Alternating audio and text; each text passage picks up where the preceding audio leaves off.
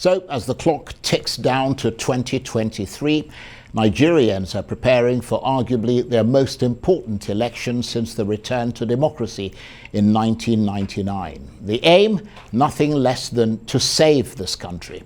It's a blunt message for both the electorate as they prepare to choose a new leader and the politicians as they tussle amongst themselves and make their pledges and promises.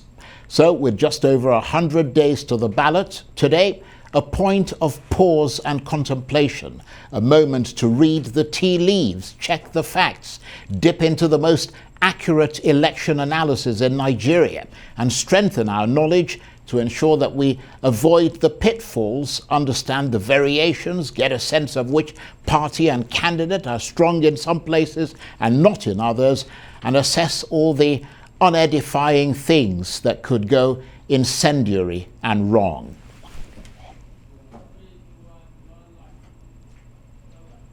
Well, the pictures came a bit late there, didn't they? And to help us assess how it's all looking with regard to the benchmarks of ethnic religious filters, gender balance, cross-platform endorsement and its implications for vote splitting, the old guard kingmakers and their role, the third force revolution and the surge of the youth, intra-party squabbles, political violence, and the impact of all of the above on the prospects of the presidential candidates. I'm joined now in the studio by the think tank with a state-of-the-art election analysis center. And the research assistant at the Center for Democracy and Development is, of course, my friend here, who is Afolabi Adekaiyeoja. Thank you very much indeed. Thank you for having me. Sorry if I slaughtered your name there, but it's a long one, you have to admit. Fairly long. Nice to meet you. Well, thank you very much indeed for coming in. Obviously, interpreting how votes might go in a presidential election is not easy. Talk less of a country as complex as Nigeria, but you follow electoral cycles in the country, the variations that come with them, and based on that, certain parties and candidates are dominant and strong in some places. How useful is this geographical variation in understanding where each of the main contenders might gain or lose? So one of the most interesting facts about the data about the election is the fact that most of the assumptions have actually been changing and will likely get questioned in the next elections. So, for example, you have several states who have reliably only supported the current president, Buhari, since he started running in 2003. Now, this coming elections will be the first time that he's not on the ballot. So we're looking at assumptions as to where these states might move, whether or not they will stay with particular candidates or that they will move to other candidates. We're also looking at an election that really prioritizes personality over politics. So you have candidates who have been, very strong, very influential, and obviously very well followed, that even when they've moved parties, they've been able to carry their supporters and their followers with them. Now we're looking at potential spoilers, so to speak, where you have candidates who are eating into the success margins of historically stronger parties that you might not even have expected to happen earlier this year. So ultimately, the thing is that everything we have right now, including the data, analysis and precedents, is all going to get challenged in the coming election. So all we can do is to look at the factors that will help determine these questions and then to try to make sense of it in the lead up to the elections. That's a very interesting opening line. So in effect, you have a principal baseline year on year. So for 2023, your analysis for the gains and losses will mostly be gains and losses compared to maybe 2019 or 2015 or both. But as you said, the equation's changed, hasn't it? Definitely, yes. So even looking at different parties, you're looking at even the particular states that tend to be much more supportive of a particular candidate. And the current slate of parties and the current, even the general political terrain really lends itself to a different viewpoint. So one thing that we've really been able to find out from our field work and from our data is that there's a growing concern around the ethno-religious dimension when it comes to the politics and where it even comes into play. So for example, you have certain parties who have deliberately chosen several candidates in that regard. But then a really important thing that we're looking at is fake news and making sure that people understand what is necessary. Right. So in previous elections, we've been able to see how particular presidential candidates have been able to get the two criteria. So not to one, being able to get the most votes, and then two, being able to get a quarter of the votes into thirds of the states. Now, that is really important because many candidates and many of their followers might assume that just simply getting their particular regions or their strongholds will be enough. But as we can see, it's definitely not the case. Right. Every single election, every elected president has been able to get the necessary margin in number of seats that they need. And that would be really key. So this particular analysis is lending credence to the argument that will there be a runoff next year? Will there be the likelihood that no candidate can make that spread? We don't think so. We think that there's a very strong chance that even if the margins within states are quite split, it will be a case where most candidates are able to be quite strong. Now the question is, to what margin would this be, and what would be the factors that play a role in shaping how much or how strong these margins are? So basically, just to be clear, 2023, as opposed to 2015 and 2019, has many other new and unpredictable variables, and those could potentially create exceptions. Definitely. So, for example, in 2015, you have consolidated alliances between many different politicians. So you more or less have two major blocks, and all the major parties, all the major stakeholders, kingmakers have fell in line between these two different parties. Now for 2019, you have, for 2023, you have a completely different, situation. So for example, you have many politicians who either because of feeling aggrieved with the situation in their parties, primaries being schemed out of different considerations, have left. They've moved to other parties, and then they've made sure that you have a stronger third force, so to speak. So you have parties that are very strong in particular states. The SDP candidate in Rivers State, for example. I know there's a recent issue concerning an attack. I was at one of the rallies in Rivers, but then he is a very strong candidate in Rivers. You have the PRP candidates in Plateau. You have the NNPP candidates in Akwa, obviously again in Kano, because that's where the presidential candidate is from.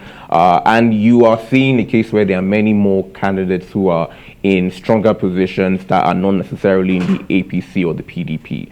Now the difference is that many of these candidates were members at some point. So you're looking at a different, looking at many of these strongholds being divided. Now the impact is now that we're looking at uncharted territory where we don't know exactly where many of these candidates and their supports may actually go. We don't know the impact that they would have had, because before they would have been working together, now they are working apart. So that is going to be a very major part of the analysis that we'll be looking at. That's very interesting. Well, let's look at that third force that you talked about, the contending parties that are in the front lines, and one of them, of course, Rabiu Kwankwaso's NNPP that you talked about. You've suggested in your analysis that there is an NNPP revolution taking place. We're talking about it yesterday with young people in the north, which goes beyond the party's stronghold of Kano. Tell us more about that. So one of the facts that we've been able to track is that quite a number of the historical strongholds that Buhari had, especially from his first run, have primarily been around the northwest. Now, what we are seeing is that there is this space for the mantle of this very austere politician who many young northerners are able to really project and feel a sense of relatability to, so to speak. The major candidates don't have that similar, the similar position. So the three other candidates are well-established, wealthy politicians. Kwankwaso is not in that regard. You're also looking at somebody who has been very popular, especially in the commercial stronghold of Kano, almost sort of trying to take this Aminu Kano toga, the former PRP and NEPO candidates in past republics. So you're looking at somebody who is getting that level of support and traction. Now, there's a fairly strong homogeneity in the northwest. So you're looking at Kano, Kaduna, Jigawa, and other states are even nearby, and that message is spreading. You're seeing Kwankwaso even much more, visible now. He was on a town hall earlier. He was on a town hall last weekend. So you're looking at a candidate who is also being able to vocalize and to really give credence to that level of support. Now, for core young Northerners who might feel disillusioned with supporting, a Tinubu and Atiku, that is a perfectly strong alternative for them. And they might feel that even in the sense where he might not be as strong across the board, that there is still prospect for that. And one thing that people forget is that when you look at the party breakdown, especially in terms of the candidates that they are fielding, NNPP is quite strong. NNPP has the third most candidates that they are fielding in the elections. In fact, the margin between them and the ruling APC is just 2. So you're looking at a party that has, in this short time, been able to spread its level of support and still get the necessary level of support in different parts of the country than the expected stronghold of the Northwest. Very, very interesting. So any one of the main parties, and I'm not saying it's going to happen, but any one of the main parties that succeeds in going into an alliance with the NNPP is likely to be greatly strengthened. Definitely. But then the question now becomes, how likely is such an alliance, right? We know that before the deadline the INEC set for candidates to get register their nominees, Kwankwaso and Obi of the Labour Party had the discussion. There were different, negotiations that did not pan out. Now there are 2 different candidates. So the difficulty, or rather the question now becomes in the post-election outcome, when the dust settles, when you have potential governors from non-APC or PDP parties. Right now, there's only one in a number of states. There's likelihood that this might actually change in the coming elections.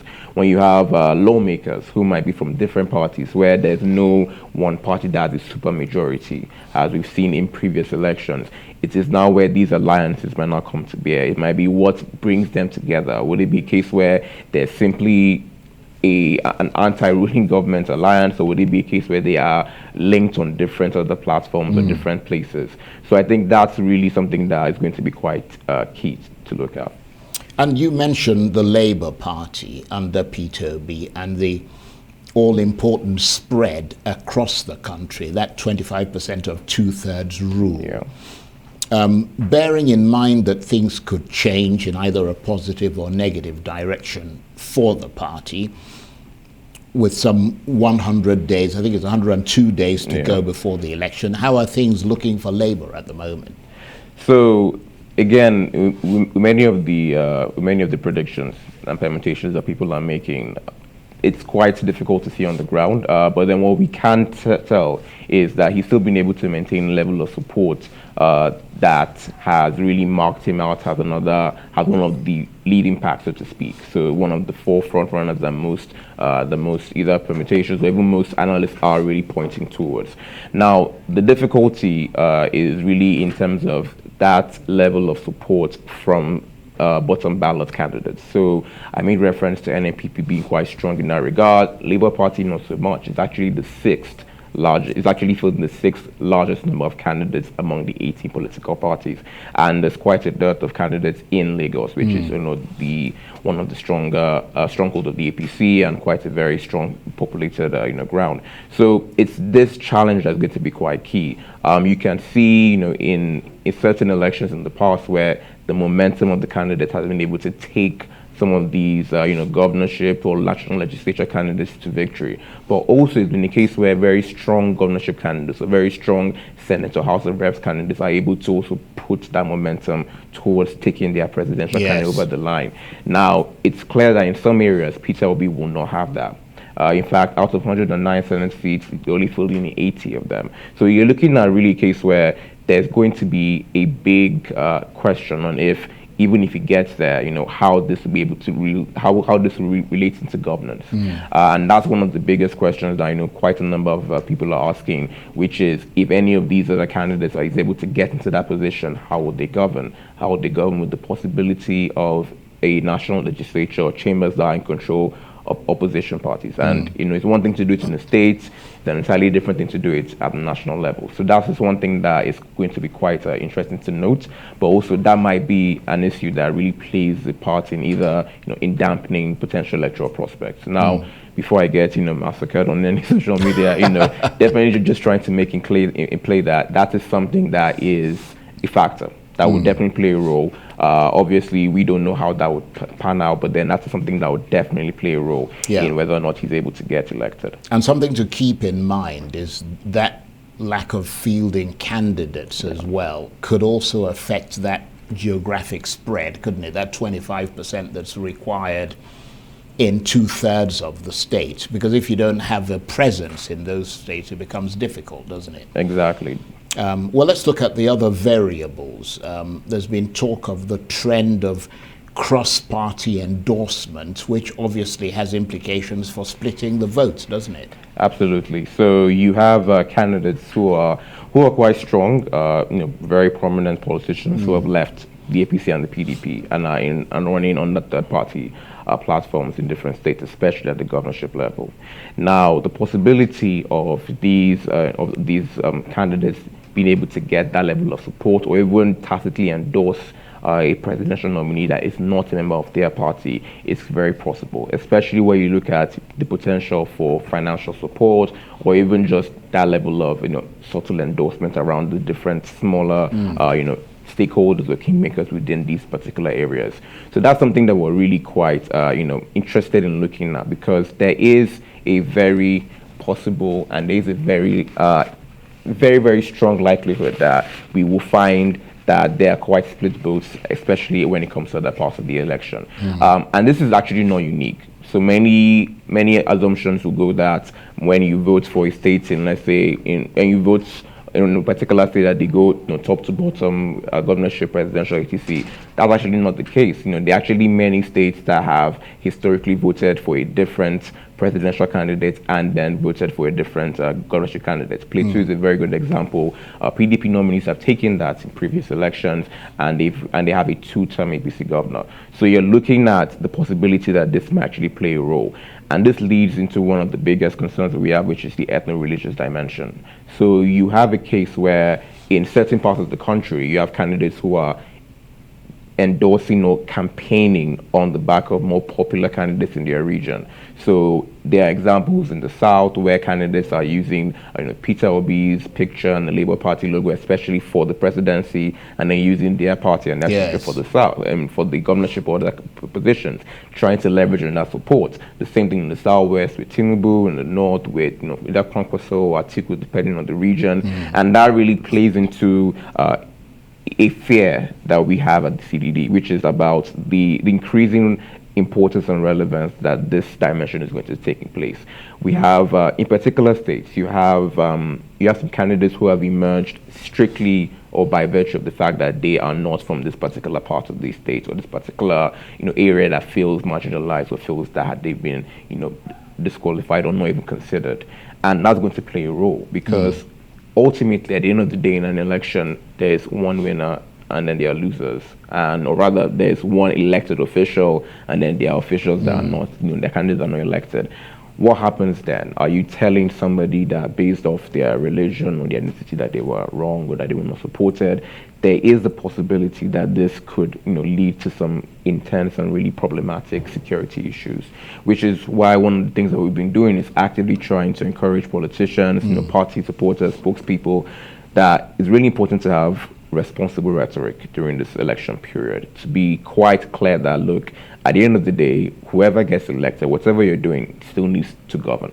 They still need to be in a position after the election to, really put in play and make sure that everyone is carried along, whether you voted for this person or not, to really get carried along.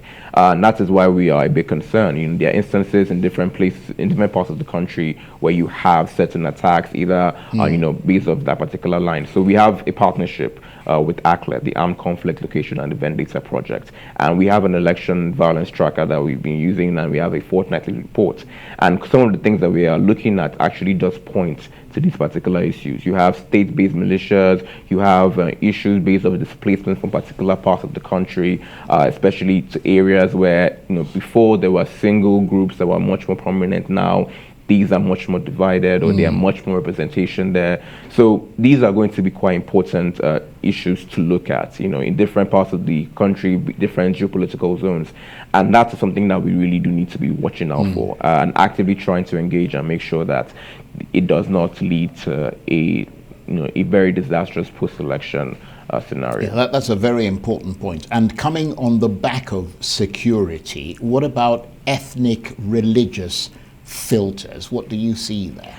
So there are many dimensions in this regard. I mean, the election cycle right now is dominated across, whether or not the PDP should have done it to the south, which has led to intra-party squabbles. And you see like the G5 governors who have not been as present or active in their party's presidential nominees, campaigns. You have the APC, who has also received some criticism from different groups for fielding a Muslim ticket. You have this insinuation that Peter Obi is a southern candidate because he's the most prominent of the southern. He's actually the most prominent southern candidate who is running, who's also a Christian. So there are different views that are being looked at as candidates, and it reaches a point where ultimately there's very little debate about ideology. There's very little debate about what this person wants to put forward, where the differences are, where the synergy is, and it becomes a case of representation. And I think this ultimately points to something that the next administration at both federal and state level needs to be really mindful of: the fact that many Nigerians might not feel represented. And this leads to a very growing fear that the only way for me to be able to get that is if my person is in position, is if somebody that I can relate to is there, is if a Christian is there, or is if a Muslim is there. And these are very trying, and these are very worrying dynamics, because ultimately it should be about competence. It should be about somebody who's able to, really come out, articulate themselves, and put forward. But in those circumstances, what about gender balance? So gender balance plays a role in representation. So, for example, the percentage of candidates who are running, women candidates who are running in Senate and House of Reps has dropped from 2019 to 2023. In fact, there are really 5.8% of candidates in the Senate that are actually women, that are women. And this is definitely going to play a role when it comes to representation. If they get elected, if they are in positions there, how these considerations play a part. Same thing people with disabilities. You want to make sure that as much as possible, the group that makes decisions for the country is as representative as possible. And the fear is that isn't likely to happen right now. There are 1,488 elected positions in February and March next year. There are 3 governorships later down the year. And you have over 14,000 candidates who are vying for these positions across 18 different political parties. The representation on the ratio is quite concerning if you are a woman, and if you have a disability, and also if you are young. So there's a growing number of candidates who are, around 40 or so, which is quite encouraging, but it is not even reflective of the gender balance, of the age demographic breakdown in the country. And these are things that we're beginning, to notice. Now, there are initiatives trying to change that, to correct that, but it still remains a case where the next administration will likely not reflect that. And it's not take a very concerted effort by by the elected officials to be able to make sure that their positions, that their legislation, that things that they put in place are able to reflect and address concerns of the entire country and not just their constituency. Right, okay. The fascinating analysis, by the way. Really brilliant stuff, I have to say. Thank you. But before we go, there was a time when the likes of former heads of state, like Olusegun Obasanjo, Ibrahim Babangida, were seen as the kingmakers. Now they are being called the old guard kingmakers. Are they still able to wield considerable influence? If so, how so? I mean, ultimately, one of the biggest forms of influence is knowing fully well that when somebody says something, that they listen, right? So if Obasanjo comes out tomorrow and openly endorses a candidate, that's going to get news traction. Same thing. Recently, the 2 main candidates, Atiku and Tinubu visited Babangida in Niger State. That also got some press coverage, and that was, prominently plastered by their campaigns. So definitely there's the level of, of deference and respect that's accorded to those particular, to that level of, to that generation of leaders. But what is likely to happen is that this is going to mark a transition cycle for Nigerian politics. So you have older politicians who are either phasing out or who are running final campaigns. There's a very strong chance that whoever does not win the election between Tinubu and Atiku, or if both of them don't win the election, is unlikely to run or be the nominee of their party in 2027. Now, that means that there are younger politicians who have, either served enough times as governor or have been in the Senate or in the House or in other positions who are now actively thinking about where they can become more relevant. There was the issue again in Osun State during the recent governorship election where Aregbesola, former governor and current Minister of Interior, was not even present during the campaign. Now, whether or not that led to the election of the PDP candidate Adekaiyeoja, then that's a whole different analysis. But it really does beg to differ that was the division between a godson and an erstwhile godfather. So you're looking at different dynamics there. Now, to answer the question directly, there will still be influence. Ultimately, these are still very strong power brokers that have a lot of support, especially because many established politicians today still trace their authority or their entrance into politics to these very big titans. But what is going to happen going forward, especially after this election, is that these groups will start trying to find their own path forward. They will start carrying their own acolytes. The younger candidates who are coming in are also being supported by other candidates. Some of them are related. The son of the former Jigawa State governor is running for governor in the state, the younger Lamido. But then it's still the case where people are still making their own groups and people are now following going forward. That is something that's going to be quite telling. There's going to be a new candidate that takes a lot of the states that Buhari has carried since 2003. There are going to be different permutations in terms of if the PDP can hold on to the southeast and the south-south. These are zones that have always voted PDP at presidential level consistently, depending on the candidates and whatever. So these are going to be things that we'll look out for. And definitely the influence, the structure, the filters, the look, these are all going to be things that play a role in how these elections go. And it will only help us to understand more about our democracy. But then also, ultimately, we should make a very concerted effort to make sure that as much as possible we can make it a very representative democracy and one that is truly of the people and by the people. Well, I have to say now I understand why they say that the CDD has a state-of-the-art election analysis center. We try our best. Well done. Thank you. Brilliant stuff.